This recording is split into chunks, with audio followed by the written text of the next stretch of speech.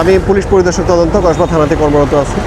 আজকে এখানে আমরা একটা অভিযান পরিচালনা করছি শুধুমাত্র গাড়ি, অবৈধ গাড়ি যেগুলো চলাচল করতেছে সেইগুলোকে টার্গেট করে, পাশাপাশি নির্বাচন যাতে সুষ্ঠু হয়, সুন্দর হয় এবং সামগ্রিক পরিস্থিতি উন্নয়নের জন্য বর্ডারিং এরিয়া হিসেবে আমরা গুরুত্ব দিয়ে এই রাস্তায় যে সমস্ত গাড়িগুলো চলাচল করতেছে সেই গাড়িগুলো বিশেষ নজরদারির আওতায় এনে আজকে চেকপোস্ট কার্যক্রম শুরু করা হয়েছে।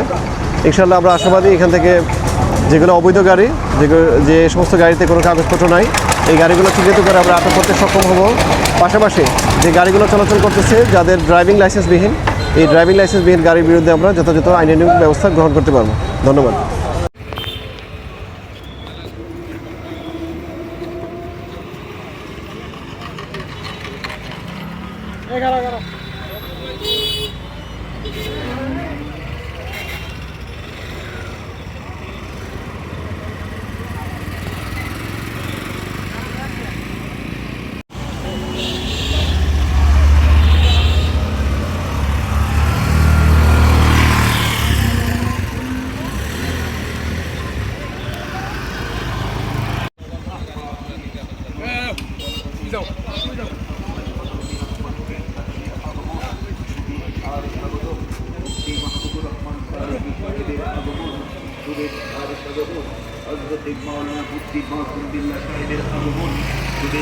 স্বাগতম উলামায়ে কেরামদের